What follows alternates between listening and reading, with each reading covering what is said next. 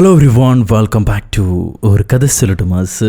My dear സുത്തുകുട്ടികളെ, ഇന്നൊരു Korean മികച്ച comedy ത്രില്ലറാണ് നമ്മൾ കാണാൻ പോകുന്നത്. പ്രതീക്ഷിക്കാത്ത പലതരം ട്വിസ്റ്റുകൾ. തുടക്കം തന്നെ നമ്മുടെ കിളി പോവും. അത് കഴിഞ്ഞ് ഓരോന്നായിട്ട് റിവീൽ ആവുമ്പോഴാണ് രസം. വളരെ ത്രില്ലിംഗായി അതേസമയം തമാശ രൂപേണ രസകരമായി എടുത്തിട്ടുള്ള സിനിമയാണ് 2015 റിലീസ് ചെയ്ത ബാഡ് ഗൈസ് ഓൾവേസ് ഡൈ എന്ന കൊറിയൻ ചിത്രം. കുറച്ചുനാൾ വൈകിയതിന് നിങ്ങളെ സമാധാനിപ്പിക്കാൻ വേണ്ടി ഞാൻ കഷ്ടപ്പെട്ട് തിരഞ്ഞെടുത്ത ചിത്രമാണത്. ഇഷ്ടപ്പെടും. വൈകി വന്ന കാമുകി സ്നേഹം കൊണ്ട് പൊതിയുന്നതാണെന്ന് വിചാരിച്ചാൽ മതി. എന്താണ്? എന്നാ പിന്നെ സിനിമയുടെ കഥകൾ കേൾക്കാൻ ഇഷ്ടപ്പെടുന്ന നമ്മുടെ കൂട്ടുകാരെല്ലാവരും ചാനൽ സബ്സ്ക്രൈബ് ചെയ്തോളൂ. നമുക്കിപ്പോ ഈ കഥയിലേക്ക് കടക്കാം. ഈ സിനിമയുടെ തുടക്കത്തിൽ ഒരു ചേട്ടൻ ഒരു സ്റ്റേഷനറി സ്റ്റോറിൽ ഇരുന്നു കൊണ്ട് കാര്യമായി മാസികയിൽ എന്തോ നോക്കിക്കൊണ്ടിരിക്കുന്നു. അപ്പൊ 2 കുട്ടികൾ സാറേ ഗുഡ് മോർണിംഗ് എന്ന് പറയുന്നുണ്ട്. അതിൽ നിന്നാണ് നമുക്ക് മനസ്സിലാകുന്നത് ഇങ്ങേരൊരു സ്കൂൾ ടീച്ചറാണ്. ആ സമയത്ത് ഒരു ചെറിയ പെൺകുട്ടി ഈ സ്റ്റേഷനറിയിലേക്ക് വന്ന് ആരും കാണാതെ കുറച്ച് സാധനങ്ങൾ അടിച്ചു മാറ്റുന്നുണ്ട്. ഇത് നമ്മുടെ സ്കൂൾ ടീച്ചർ കാണും, അതായത് ഹീറോ കാണും. ഹീറോ പെട്ടെന്ന് ചെന്ന് ആ കുട്ടിയുടെ കയ്യിലെ സാധനങ്ങളെല്ലാം പിടിച്ചു വാങ്ങി നിന്നെ ഇപ്പൊ കാണിച്ചു തരാന്ന് പറഞ്ഞ് നേരെ കടക്കാരന്റെ അടുത്തേക്ക് വിളിച്ചോണ്ട് പോകും. ഈ പോകാൻ നേരത്തെ ഈ കുഞ്ഞു പെണ്ണൊരു വേല കാണിക്കുന്നുണ്ട്. അവൾ അവിടെ തൂക്കിയിട്ടിരുന്ന ഒരു ബ്രാ എടുത്ത് ടീച്ചറെ പാൻറ്റി കോർത്തു വെക്കുന്നുണ്ട്. ഹീറോ കുഞ്ഞിനെ കൊണ്ടുപോയി കടക്കാരന്റെ അടുത്ത് നിർത്തിയിട്ട് അത് അവൾക്ക് വാങ്ങിച്ചു കൊടുക്കാൻ നിൽക്കുക.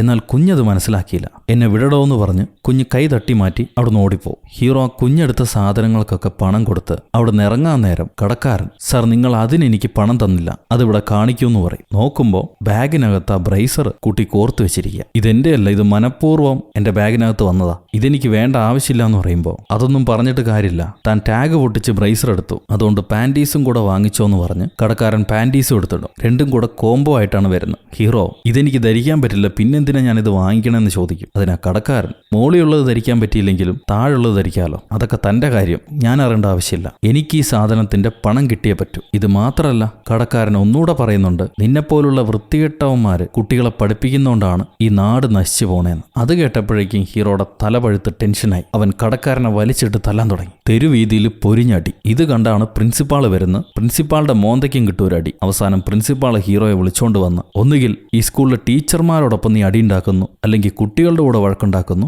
ഇപ്പിതാ റോഡിലിറങ്ങി നാട്ടുകാരുടെ കൂടെയും വഴക്കുണ്ടാക്കുക. നിന്നെപ്പോലെ ഒരുത്തനെ വെച്ചോണ്ടിരിക്കാൻ പറ്റില്ല. നിന്റെ പ്രശ്നങ്ങളൊക്കെ വീട്ടിൽ നിന്ന് തീർത്തിട്ട് വേണം, അതൊക്കെ എന്തിനാ ഇങ്ങോട്ട് കൊണ്ടുവരുന്നു? പ്രിൻസിപ്പൾ ഹീറോയെ ചീത്ത പറയുമ്പോഴാണ് നേരത്തെ കണ്ട കുഞ്ഞു പെണ്ണ് വന്ന് ഹീറോയ്ക്ക് കോക്കാച്ചി കാണിച്ചു കൊടുക്കുന്നത്. അപ്പോഴാണ് ഹീറോയ്ക്ക് മനസ്സിലാവുക ഈ കിത്തിളി പെണ്ണ് പറ്റിച്ച പണിയാണതെന്ന്. പ്രിൻസിപ്പാൾ ഹീറോയോട് 10 ദിവസം ലീവ് എടുക്കാൻ പറയും. എവിടെയെങ്കിലും പോയി നിന്റെ തലവേദനയൊക്കെ തീർത്തിട്ട് വാ, ഇനി മേലെ ഇവിടെ പ്രശ്നം ഉണ്ടാക്കരുത്. അങ്ങനെ ഹീറോ സസ്പെൻഷനിലായി സ്കൂളിൽ നിന്ന് പുറത്തേക്ക് വരുമ്പോഴാണ് നമ്മുടെ കുഞ്ഞു പെണ്ണിനെ അവളുടെ അച്ഛൻ വിളിച്ചിട്ട് പോകുന്ന കാണാം. ഹീറോ അവരെ കാറിനടുത്ത് ചെന്നിട്ട് അച്ഛനോട് പറയും, കുട്ടികളെ വളർത്തുമ്പോൾ മര്യാദ പഠിപ്പിച്ച് വളർത്തണം, അല്ലെങ്കിൽ ഇതുപോലെ തോന്നിയവാസികളായിട്ട് മാറും. ഇതൊക്കെ വളർന്നിട്ട് ഇനി എന്താവോ, ഇതിനൊക്കെ നിങ്ങളെ പറഞ്ഞാൽ മതിയല്ലോ. ഹീറോ ഇങ്ങനെ ആ പാരന്റിനെ ചീത്ത പറയുന്ന സമയത്ത് കുഞ്ഞു പെണ്ണ് കരഞ്ഞോണ്ടിരിക്കുക. ഇനി കരഞ്ഞിട്ട് കാര്യമൊന്നുമില്ല, ചെയ്യുമ്പോൾ ഓർക്കണമായിരുന്നു എന്ന് പറഞ്ഞ് ഹീറോ കുഞ്ഞിനെയും ചീത്ത പറയുമ്പോൾ ആ ഡാഡി തந்த വണ്ടി എടുത്തുകൊണ്ട് ഒരൊറ്റ പോക്ക്. അത് കഴിഞ്ഞ് ഹീറോ വീട്ടിലേക്ക് വന്ന് സാധനങ്ങളെല്ലാം കെട്ടിപ്പെറുക്കി ഭക്ഷണമൊക്കെ കഴിച്ച് ഒരുങ്ങാണ്. ഈ സമയത്ത് ഹീറോന്റെ പഴയ കാലത്തെ പറ്റി പറയുന്നുണ്ട്. ഹീറോ യഥാർത്ഥത്തിൽ ചൈനക്കാരനാ. യൂറോപ്പിലേക്ക് പഠിക്കാൻ ചെന്നു. കൂടെ ഒരു ഗേൾ ഫ്രണ്ട് ഉണ്ടായിരുന്നു. പഠനം കഴിഞ്ഞ് കല്യാണം കഴിക്കാന്ന് വിചാരിച്ചാൽ ഗേൾ ഫ്രണ്ട് പഠിപ്പിച്ച പ്രൊഫസറെ കല്യാണം കഴിച്ചിട്ട് പോയി. തിരിച്ച് ചൈനയിലേക്ക് പോകാൻ ഹീറോയ്ക്ക് താല്പര്യമില്ല. അതുകൊണ്ട് ഹീറോ നേരെ കൊറിയയിലേക്ക് വന്നിരിക്കുകയാണ്. ഇവിടുത്തെ പിള്ളേരെ ചൈനീസ് പഠിപ്പിക്കാൻ സ്കൂൾ ടീച്ചറായിട്ട്. ഹീറോയുടെ അനിയനും ചേട്ടന്റെ പിന്നാലെ ഇതേ നാട്ടിലേക്ക് വന്നിട്ടുണ്ട്. ഒപ്പം വേറെ 2 ചൈന കൂട്ടുകാരും ഉണ്ട്. അവർക്കാണെങ്കിൽ കൊറിയൻ അറിയത്തുമില്ല. അവര് വന്നിട്ട് കുറച്ച് നാളെ ആയിട്ടുള്ളൂ. അങ്ങനെ ആകെ മൊത്തം 4 പേരാണ് ഇവരെ കൂട്ടത്തുള്ളത്. ഒരുത്തൻ മോഡലാണെന്ന് പറഞ്ഞ് പെൺകുട്ടികളെ പറ്റിക്കുന്നു. മറ്റൊരുത്തൻ, അതായത് അനിയൻ, എങ്ങനെയെങ്കിലും വലിയ ബിസിനസ്സുകാരനാവണമെന്ന് ആഗ്രഹിക്കുകയാണ്. വേറൊരു കൂട്ടുകാരൻ എപ്പോഴും തിന്നണം എന്നുള്ള വിചാരമേ ഉള്ളൂ. ഇവരെല്ലാവരും കൂടെ ചേർന്ന് ഹീറോയ്ക്ക് കിട്ടിയ ഈ സസ്പെൻഷൻ സമയത്ത് ഒരു ട്രിപ്പ് പോകാൻ പ്ലാൻ ചെയ്യുന്നു. അങ്ങനെ 4 കൂട്ടുകാരും ഒരു കാർ എടുത്ത് ട്രിപ്പ് അടിക്കുക. ഏതോ കാട്ടിലേക്കാണ് പോകുന്നത്. ഇങ്ങനെ പോകുന്ന വഴി ആക്സിഡന്റ് ആയ ഒരു കാർ ഇവര് കാണും. ഒരു പെൺകുട്ടിയാണ് ആ കാറിനകത്തുള്ളത്. അവൾക്ക് ബോധമില്ല. വഴിയെ ഒരാൾ ആക്സിഡന്റ് ആയി കിടക്കുന്നത് കാണുമ്പോൾ ആരാണെങ്കിലും ആംബുലൻസിന് വിളിച്ച് പറയുമല്ലോ. ഇവരിറങ്ങി പെൺകുട്ടിയെ ചെക്ക് ചെയ്യുന്നു. ആ പെൺകുട്ടി ആരാണെന്ന് അറിയാൻ വേണ്ടി അവളുടെ ബാഗ് എടുത്ത് പരിശോധിക്കുന്നുണ്ട്. പെൺകുട്ടിക്ക് ജീവനുണ്ട്, അവൾ ശ്വാസം വിടുന്നു. സോ ഹീറോ ആംബുലൻസിനെ വിളിച്ച് എത്രയും പെട്ടെന്ന് അവരുള്ള സ്പോട്ടിലേക്ക് വരാൻ പറയും. ഇവിടെ ഒരു അപകടം നടന്നിട്ടുണ്ട്. ആംബുലൻസ് വരാനാണെങ്കിൽ ഇനിയും 1 മണിക്കൂർ കഴിയും. ദൂരെയാണ് ആശുപത്രി. അത്രയും സമയം ബോഡി ഇവിടെ കിടത്തിയാൽ ആ പെൺകുട്ടിക്ക് എന്തെങ്കിലും സംഭവിച്ചാലോ? അതുകൊണ്ട് നന്മ മരങ്ങളായ നമ്മുടെ കൂട്ടുകാര് ഈ പെൺകുട്ടിയുടെ ബോഡിയും എടുത്ത് ഇവരെ കാറി കയറ്റി അടുത്തുള്ള ആശുപത്രിയിലേക്ക് പോകുന്ന വഴിയെ ഇവരൊരു പോലീസുകാരനെ കാണുന്നുണ്ട്. പോലീസുകാരനെ കാണുമ്പോൾ വണ്ടി നിർത്തി അയാളെ വിളിച്ചിട്ട്, വന്നിട്ട്, സാർ ഇവിടെ അടുത്ത ആശുപത്രി ഏതാ? ആക്സിഡന്റ് ആയ ഒരു പെൺകുട്ടിയെ ഞങ്ങൾക്ക് കണ്ടുകിട്ടിയിട്ടുണ്ട്, അവളെ എത്രയും പെട്ടെന്ന് ആശുപത്രിയിൽ എത്തിക്കണം എന്ന് പറയും. ഇത് കേട്ട പോലീസുകാരൻ ആ പെൺകുട്ടി ആരാണെന്ന് അറിയാൻ വേണ്ടി പുറകെ ചെന്ന് ഗ്ലാസ് താഴ്ത്താൻ പറയും. ഗ്ലാസ് താഴ്ത്തിയ ഉടനെ വലിയൊരു ട്വിസ്റ്റ്. പിടോന്നൊരു വെടി പൊട്ടുന്നു. മയങ്ങിക്കിടന്നിരുന്ന പെൺകുട്ടി എഴുന്നേറ്റ് ആ പോലീസുകാരനെ ഷൂട്ട് ചെയ്ത് കൊന്നു. ഇത് കണ്ട പുറകെ ഉണ്ടായിരുന്ന 2 കൂട്ടുകാരും ഡോറും തുറന്ന് ജീവനും കൊണ്ട് ഒരൊറ്റ ഓട്ടം. കിട്ടിയ വഴിയെല്ലാം അവർ ഓടി രക്ഷപ്പെടുക. ബാക്കിയുള്ള ചേട്ടനും അനിയനും, ഹീറോയും അനിയനും ഈ പെൺകുട്ടിയുടെ പിടിപ്പെട്ടു. അവരോട് ഇവള് വണ്ടി എടുക്കാൻ പറയും. ഇത് ദൂരെ നിന്ന് കൂട്ടുകാർ കാണുന്നുണ്ട്. അവർക്ക് ഒരു നിമിഷം എന്താ സംഭവിച്ചെന്നറിയില്ല. കാർ വിട്ടുപോയി. ഇവർ തിരിച്ച് സ്പോട്ടിലേക്ക് വരുന്നു. ഒരു പോലീസ് കാറും ഉണ്ട്, പോലീസിന്റെ ബോഡിയും ഉണ്ട്. ഇനി ഇവരെന്താ ചെയ്യുക? ഗുണ്ടാപ്പു ആണെങ്കിൽ കരയാൻ തുടങ്ങും. വേറെ വഴിയില്ല. നടന്ന സംഭവത്തിൽ ഇവർ ഇന്നസെന്റ് ആണെന്ന് കാണിക്കണമെങ്കിൽ ഈ കാര്യം പോലീസിനെ അറിയിക്കാതെ വേറെ വഴിയില്ല. പിന്നെ അവിടെ ഒരു ബോഡി കിടപ്പുണ്ട്. അയാളെ രക്ഷപ്പെടുത്തണമെങ്കിൽ എത്രയും പെട്ടെന്ന് സ്റ്റേഷനിലേക്ക് കൊണ്ടുപോയാലേ നടക്കുള്ളൂ. അതുകൊണ്ട് ഈ കൂട്ടുകാര് ആ മരിച്ച ആളുടെ ബോഡിയും കാറിലിട്ട് അടുത്തുള്ള പോലീസ് സ്റ്റേഷനിലേക്ക് ഓടിച്ചെല്ലും. അവിടെ ചെല്ലുമ്പോൾ ഒരു വയസ്സൻ പോലീസുകാരൻ. അയാൾക്ക് നേരെ ചെവിയും കേൾക്കുന്നില്ല.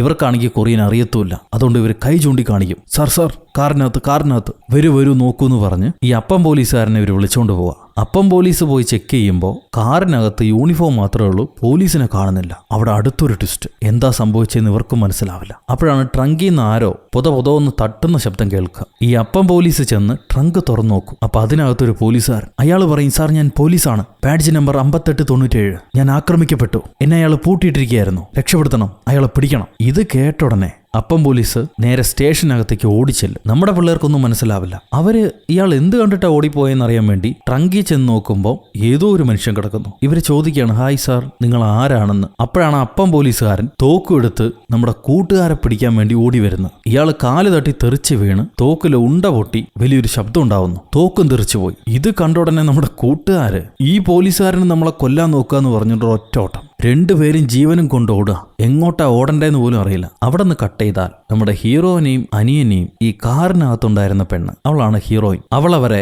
ഒരു ഹോട്ടൽ മുറിയിലേക്ക് കൊണ്ടുപോകും. എന്നിട്ട് രണ്ടും പ്ലാസ്റ്റർ ഇട്ട് കെട്ടിവെച്ചിട്ടുണ്ട്, കയ്യും കാലും കെട്ടിവെച്ചിട്ടുണ്ട്. ഇവരെ പാസ്പോർട്ട് എല്ലാം ചെക്ക് ചെയ്തിട്ട് ഇവരെ കയ്യിലുണ്ടായിരുന്ന പ്രൂഫ് എല്ലാം അവള് കത്തിച്ചു കളയും. അതെന്തിനാ അങ്ങനെ ചെയ്യണമെന്ന് അറിയില്ല. അത് കഴിഞ്ഞ് ഇവള് വന്ന് ചോദിക്കുകയാണ്, നിങ്ങൾ ആരാണെന്ന്. അവര് പറയും, നിങ്ങൾ ബോധം കെട്ട് കിടക്കുന്ന കണ്ടപ്പോൾ ഞങ്ങൾ വണ്ടി കയറ്റി സഹായിക്കാം എന്ന് വിചാരിച്ച ആൾക്കാരാ, എന്നിട്ട് ഞങ്ങളെയാണ് നിങ്ങൾ കെട്ടിവെച്ചിരിക്കുന്നത്. ഇവൻ എന്റെ അനിയനാണ്, ഞങ്ങൾ സാധാരണ ടൂറിസ്റ്റുകളാ, ചൈനക്കാരാ, നിങ്ങൾക്കൊരു ഉപദ്രവവും ഉണ്ടാക്കില്ല, ദയവ് ചെയ്ത് ഞങ്ങൾ വിടണമെന്ന് പറയും. അത് കേട്ട ഹീറോയിൻ, നിന്റെ കൂട്ടുകാര് എന്റെ പേഴ്സ് എടുത്തോണ്ട് പോയി, ഹാൻഡ് ബാഗ് എടുത്തോണ്ട് പോയി, അതിനകത്ത് എനിക്ക് വേണ്ടപ്പെട്ട സംഭവങ്ങളുണ്ട്, ആ ഹാൻഡ് ബാഗ് തിരിച്ച് കിട്ടിയില്ലെങ്കിൽ നിങ്ങൾ 2 പേരെയും ഞാൻ കൊന്നുകളയും. ഈ നേരത്ത് നമ്മുടെ കൂട്ടുകാരാണെങ്കിൽ ആ ഹാൻഡ് ബാഗും കൊണ്ട് ഏതോ ഒരു അമ്പലത്തിണ്ണെ വന്നിരിക്കുകയാണ്. അവർക്ക് എങ്ങോട്ടാ പോകേണ്ടത്, എന്താ ചെയ്യേണ്ടതെന്ന് അറിയില്ല. ആ പെണ്ണിന്റെ കയ്യിലാണല്ലോ നമ്മുടെ ഹീറോയും അനിയനുള്ളത്. അവരെ രക്ഷപ്പെടുത്തണ്ടേ, അതിന് ആ പെണ്ണിന്റെ വിവരങ്ങൾ അറിയണം. ഈ പേഴ്സിനകത്ത് എന്തെങ്കിലും ഉണ്ടോ എന്നറിയാൻ വേണ്ടി അവരത് ചെക്ക് ചെയ്ത് നോക്കും. അപ്പൊ ആ പേഴ്സിനകത്ത് ഒരു താക്കോലും 2 ബോട്ട് ടിക്കറ്റുകളും ഉണ്ട്. പിന്നെ ആ ബോട്ടിന്റെ ഹാർബറിലേക്ക് പോകാനുള്ള ഒരു മാപ്പും ഉണ്ട്. സോ ഇവർ ആ ഹാർബറിലേക്ക് പോകാൻ തീരുമാനിക്കും.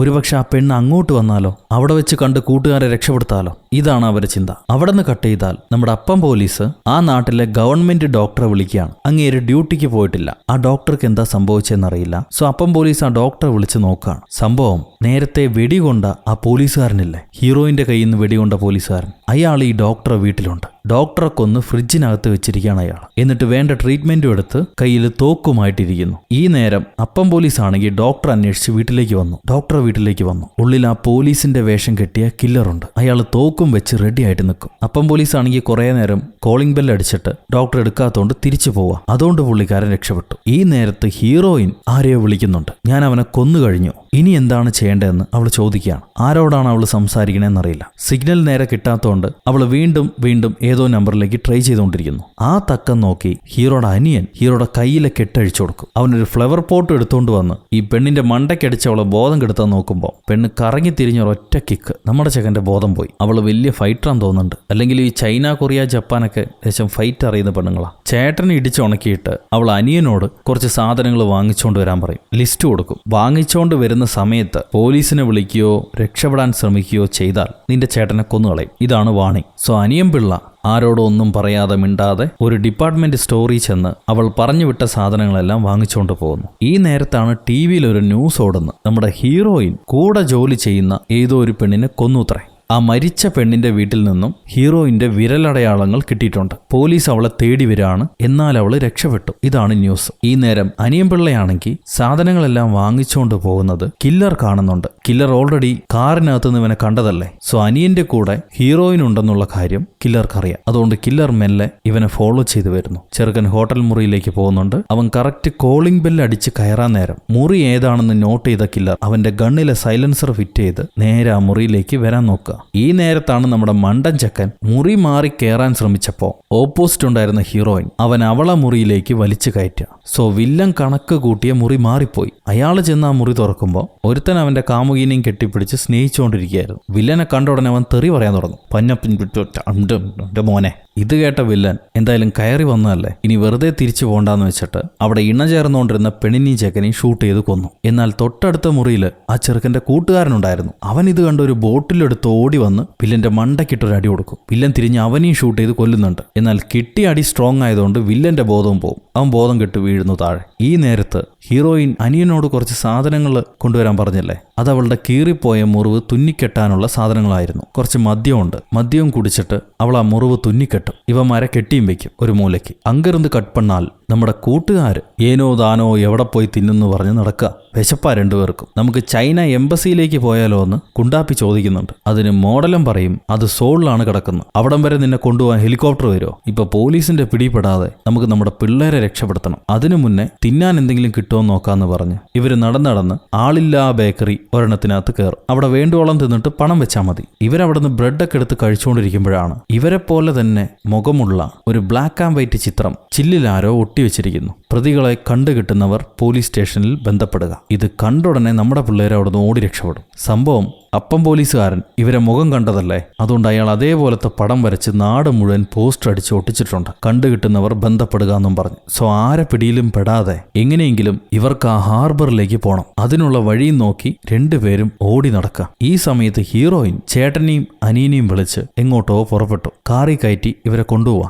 ആ നേരം ഹീറോ പറയും എന്റെ കൂട്ടുകാരിപ്പോ സ്റ്റേഷനിലായിരിക്കും. അവർക്കാണെങ്കിൽ കൊറിയന് പറഞ്ഞൂടാ. രണ്ട് മണ്ടന്മാരാ, പേടിച്ചിരിക്കാവും. ഞാൻ ചെന്ന് അവരെ കണ്ട് നിനക്ക് വേണ്ട പേഴ്സ് വാങ്ങിച്ചു തരാം, പിന്നെ പ്രശ്നം തീർന്നല്ലോ, ഞങ്ങളെ വെറുതെ വിടാലോ. ഇത് കേട്ട ഹീറോയും പറയും ഒരുപക്ഷെ നീ പോലീസിൽ പരാതിപ്പെട്ടാലോ, എനിക്കെതിരെ പരാതി പറഞ്ഞാലോ, അതുകൊണ്ട് നിന്റെ അനിയൻ ഇവിടെ ഇരിക്കട്ടെ. അവന് ജീവൻ വേണമെങ്കിൽ നീ പോലീസുകാരോടൊന്നും പറയാതെ കൂട്ടുകാരെ മാത്രം കണ്ടിട്ട് വാ എന്ന് പറഞ്ഞ് ഇവള് ഹീറോയെ ഇറക്കിവിടും. സോ ഹീറോ നേരെ സ്റ്റേഷനിലേക്ക് ചെല്ലുകയാണ് കൂട്ടുകാരെ കാണാൻ. എന്നാൽ സ്റ്റേഷനകത്ത് കയറുന്നതിന് മുന്നേ അവന് കൂട്ടുകാരെ കാണാൻ പറ്റും. അവിടുത്തെ നോട്ടീസ് ബോർഡിൽ അവരെ രണ്ട് പടമുണ്ട്. ഇത് കണ്ട ഹീറോ അവിടുത്തെ ഒരു പോലീസുകാരനോട് ചോദിക്കും, സാർ ഇവന്മാരാരാണ്, എന്തിനാണ് ഇവന്മാരെ ഫോട്ടോ നോട്ടീസ് ബോർഡിൽ ഒട്ടിച്ചു വെച്ചിരിക്കുന്നു? അത് കേട്ട പോലീസുകാരൻ പറയും അവന്മാരൊരു പോലീസിനെ കിഡ്നാപ്പ് ചെയ്യാൻ നോക്കി, വലിയ ക്രിമിനൽസാ, ഈ നാട് മൊത്തം അവരന്വേഷിച്ച് പോലീസുകാർ നടപ്പുണ്ട്, നിങ്ങളും കാണുകയാണെങ്കിൽ പറയണം. ഇത് കേട്ട ഹീറോ അവര് തന്റെ കൂട്ടുകാരാണെന്ന് പോലും പറയാതെ തിരിച്ചോടി വന്ന് കാറിൽ കയറും. എന്നിട്ട് ഹീറോയിനോട് അവന്മാർ ഏതോ കേസിൽ പെട്ടിട്ടുണ്ട്, ഭാഗ്യത്തിന് ഇപ്പോൾ ഒളിവില്ല, എന്തായാലും നമുക്ക് അവരെ കണ്ടുപിടിക്കാം എന്ന് പറയുന്നുണ്ട്. ഈ സമയത്ത് നമ്മുടെ കൂട്ടുകാരാണെങ്കിൽ ഒരുപാട് നടന്നും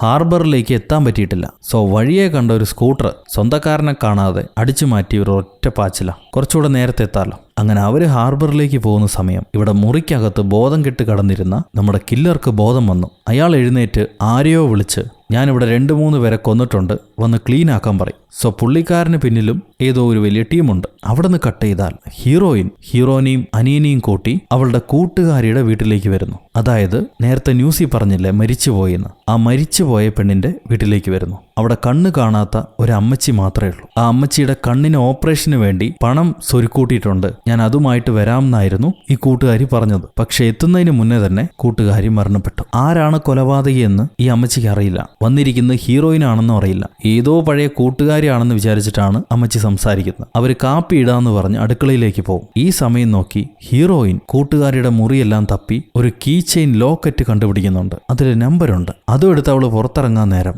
ഹീറോ പോലീസിനെ വിളിക്കാൻ വേണ്ടി ലാൻഡ് ലൈൻ കടിച്ചെടുക്കാൻ നോക്കുന്നുണ്ട്. ഹീറോയിനെ കാണുമ്പോൾ എന്റെ അനിയന് വിശന്നു, അതുകൊണ്ട് KFCയിൽ ചിക്കൻ ഓർഡർ ചെയ്യാൻ ഞാൻ ഫോൺ എടുത്താണെന്ന് പറയും. അവള് മോന്തയ്ക്ക് ഒരു കുത്തു കൊടുക്കുന്നുണ്ട്. അത് കഴിയുമ്പോൾ ഇവിടെ സ്കൂട്ടറൊക്കെ ഓടിച്ചോടിച്ച് നമ്മുടെ കൂട്ടുകാർ ഹാർബറിലേക്ക് എത്തി. ഇനി അവര് ഹീറോയിൻ വരുന്നത് വരെ അവിടെ കാത്തിരിക്കണം. കുറെ സമയമായി കാത്തിരിക്കുന്നു, ആരെയും കാണുന്നില്ല. അപ്പോഴാണ് മോഡലിന് അവൾ എന്തിനായിരിക്കും ഇങ്ങോട്ട് വരുന്നുണ്ടാവുക, എന്തായാലും നമുക്കത് പരിശോധിക്കണം എന്ന് പറഞ്ഞ് അവളുടെ ബാഗിലുണ്ടായിരുന്ന കീ അതെടുത്തോണ്ട് പോയി ആ ഹാർബറിലുള്ള ലോക്കറിലെ ഓരോ ലോക്കറായിട്ട് ലോക്കറായിട്ട് തുറന്നു നോക്കും. അവസാനം 1030 എന്ന് പറയുന്ന ലോക്കർ തുറക്കുന്നുണ്ട്. അതവർ പേടിച്ച് തുറന്നു നോക്കും. ഒരു ആംഗ്രി ബേർഡ് പാവ അത് മാത്രമേ അതിനകത്തുള്ളൂ. കുണ്ടാപ്പി കെട്ടിപ്പിടിക്കുന്നുണ്ട് അതിനെ, തന്റെ രൂപാണെന്ന് പറഞ്ഞിട്ട്. ഇവർ ആംഗ്രി ബേർഡ് പാവേനെ അവിടെ നിന്ന് അടിച്ചിട്ട് പോകും, കട്ടെടുത്തോണ്ട് പോകും. വൈകുന്നേരം ഹീറോയിൻ കാറുമായി ഹീറോനെയും അനിയനെയും കൊണ്ട് ഇതേ സ്പോട്ടിലേക്ക് വരുന്നു, ഹാർബറിലേക്ക്. അവൾക്ക് ഇവിടുത്തെ ലോക്കറിലാണ് എന്തോ സംഭവം ഉള്ളതെന്നറിയാം, പക്ഷെ ഏത് ലോക്കറാണെന്നാണ് അറിയാതിരുന്നത്. അത് കൂട്ടുകാരിയുടെ വീട്ടിൽ ചെന്ന് ലോക്കറ്റ് കിട്ടിയപ്പോൾ മനസ്സിലായി 1030. സോ പെണ്ണ് നേരെ ചെന്ന് ആ ലോക്കർ നോക്കുമ്പോണ്ട്,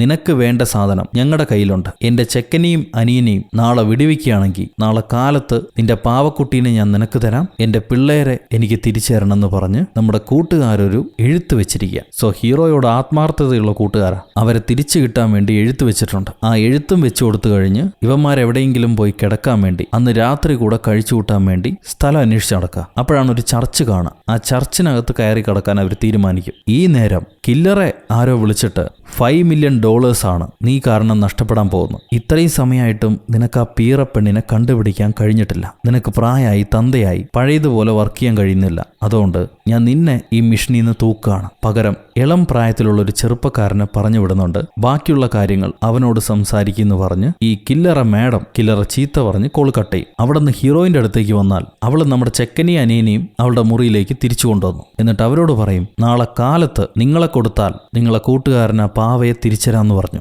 ആ ബാഗും കൊണ്ടവന്മാർ ഇത്രയും ദൂരം വന്നിട്ടുണ്ട്, കുഴപ്പമില്ല, അതെനിക്ക് എളുപ്പമായതേ ഉള്ളൂ. നാളെ വെളുക്കും വരെ അടങ്ങിയിരിക്കുക, കാലത്ത് ഞാൻ നിങ്ങളെ എക്സ്ചേഞ്ച് ചെയ്യാം. ഇപ്പൊ ഈ മുറിയിൽ മിണ്ടാതിരുന്നോ എന്ന് പറഞ്ഞ് അവരെ മുറി പൂട്ടിയിട്ടിട്ട് ഇവള് കുളിക്കാൻ പോകും. ആ സമയത്താണ് ആരോ ഹീറോയിനെ വിളിക്കുന്നത്.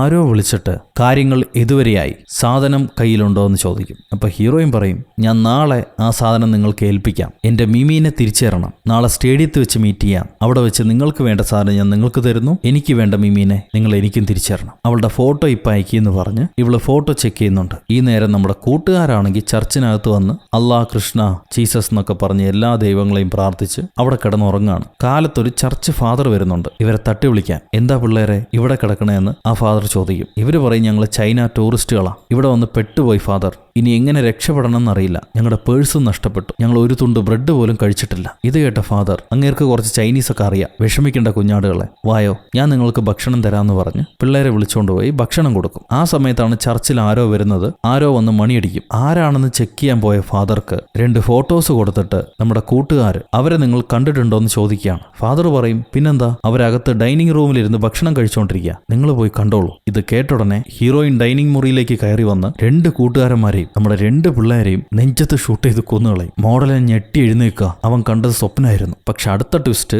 അവൻ സ്വപ്നത്തിൽ കണ്ട അതേ ഫാദർ അവനെ വന്ന് വിളിക്കുന്നുണ്ട്. എന്താ പിള്ളേരെ, എന്താ പറ്റിയെന്ന് ചോദിക്കുക. ഇവരും നേരത്തെ പറഞ്ഞ അതേ കാര്യങ്ങൾ പറഞ്ഞു കൊടുക്കുന്നുണ്ട്. ഫാദർ, വരൂ ഞാൻ നിങ്ങൾക്ക് ഭക്ഷണം തരാമെന്ന് പറഞ്ഞ് വിളിച്ചുകൊണ്ടുപോയി അതേപോലെ ഭക്ഷണം കൊടുക്കുന്നു. മോഡലൻ ഗുണ്ടാപ്പിനോട് പറയും, എടാ ദേജാവു, ഈ സെയിം സംഭവം ഞാൻ സ്വപ്നത്തിൽ കണ്ടതാ, നമുക്ക് ഫാദർ ഭക്ഷണം തരുന്നു. അത് കഴിഞ്ഞ് ഫാദറെ ആരോ വിളിക്കും. അതേപോലെ ഫാദർ വിളിച്ചിട്ട് പുറത്തു പോകുന്നു. ഗുണ്ടാപ്പിയാണെങ്കിൽ ഭക്ഷണം കഴിച്ചുകൊണ്ടിരിക്കുക. ഇവൻ പറയുന്നൊന്നും കേൾക്കുന്നില്ല. ഞാൻ പറയുന്നത് കേൾക്കടാ, അടുത്ത നിമിഷം നമ്മൾ കൊല്ലപ്പെടുമെന്ന് പറഞ്ഞ് ഇവൻ ഗുണ്ടാപ്പിയെ നിർബന്ധിക്കുക. ആ നേരത്ത് പോലീസ് ഡാഡി, സ്വപ്നത്തിൽ ഹീറോയിനായിരുന്നെങ്കിൽ യഥാർത്ഥത്തിൽ പോലീസ് ഡാഡിയാണ് ഇവർ അന്വേഷിച്ചു വരുന്നത്. വന്ന് നോക്കുമ്പോണ്ട് മോഡലൻ ഗുണ്ടാപ്പിനെയും വിളിച്ച് സ്കൂട്ടർ എടുത്ത് അവരവിടെ നിന്ന് രക്ഷപ്പെട്ട് നേരെ വീണ്ടും ഹാർബറിലേക്ക്. ഇപ്പൊ രാവിലെ ആയില്ലേ, ഹീറോനെ മാത്രം വിളിച്ചിട്ട് ഹാർബറിലേക്ക് പോകും. എന്തെങ്കിലും കുഴപ്പമുണ്ടെങ്കിൽ അനിയൻ കസ്റ്റഡിയിലുണ്ടല്ലോ, അനിയനെ വിടുവിക്കാൻ തയ്യാറല്ല. അതുകൊണ്ട് ഹീറോനെ മാത്രം വിളിച്ചിട്ട് ഇവൾ ആദ്യം ദൂരെ നിന്ന് വേവ് നോക്കുക, അവിടെ എന്തെങ്കിലും കുഴപ്പമുണ്ടോ നോക്കുക. അപ്പൊ അവിടെ കുറെ പോലീസുകാരുണ്ടാവും. ഇവര് കൂട്ടുകാരെ മീറ്റ് ചെയ്യാം എന്ന് പറഞ്ഞ സ്ഥലത്ത്. ഇത് കണ്ട ഹീറോയിൻ, നിന്റെ കൂട്ടുകാരന്മാര്